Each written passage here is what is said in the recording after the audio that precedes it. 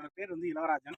நான் சிஞ்சநகரத்தில் வந்து கிருஷ்ணகிரி, தருமபுரி, திருப்பத்தூர், வெள்ளூர் இதெல்லாம் வந்து டெப்டி மேனேஜர் ஒர்க் பண்ணிட்டு இருக்கேன். இப்போ பார்த்தீங்கன்னா நம்ம சாகோ தோட்டத்தில் இருக்கோம். இந்த சாகோ தோட்டம் பார்த்தீங்கன்னா நம்ம ராயக்கோட்டை மார்க்கெட்டில் மெட்ரன்ற ஊரில் இருக்குது. இந்த தோட்டம் பார்த்தீங்கன்னா உங்களுக்கு செடிக்கு பார்த்தீங்கன்னா இடைவெளி பார்த்தீங்கன்னா உங்களுக்கு பார்த்தீங்கன்னா 4 அடி டு 5 அடி விட்டுருக்காங்க. செடிக்கு கேப் வந்து பார்த்தீங்கன்னா 1.5லேருந்து 1.25 அடி வரைக்கும் இடைவெளி விட்டுருக்காங்க. நம்ம சாகு செடி பார்த்தீங்கன்னா இப்போதுக்கு வந்து பார்த்தீங்கன்னா 3 சாம்பிள் எடுத்திருக்காங்க. ஹைட் வந்து பார்த்தீங்கன்னா 4 அடி வரைக்கும் ஹைட் வந்திருக்கு. காய் எப்படி பிடிச்சிருக்கு பாருங்க. காய் சைஸ் வந்து நல்லா வந்து டார்க் ரெட் கலரில் இருக்குது. கெட்டித்தன்மையும் நல்லா கெட்டியாக இருக்குது. மார்க்கெட்டில் எப்போ போனாலும் சாகுக்கு வந்து நல்ல ஹை ப்ரைஸும் கொடுக்குறாங்க. இப்போ நிறைய விவசாயிகள் சொல்லுவாங்க சாகு வந்து பார்த்தீங்கன்னா மழைக்கு உதிருது, காய் வந்து புதுசாக வருது. அதெல்லாம் வந்து அப்படிலாம் கிடையாதுங்க.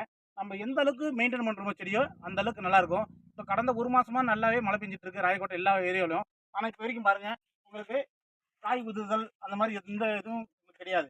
பாருங்க நீங்க எல்லா இதுலையும் பாருங்க உங்களுக்கு காய் உதிர்தல் அந்த மாதிரி எதுவுமே இருக்காது.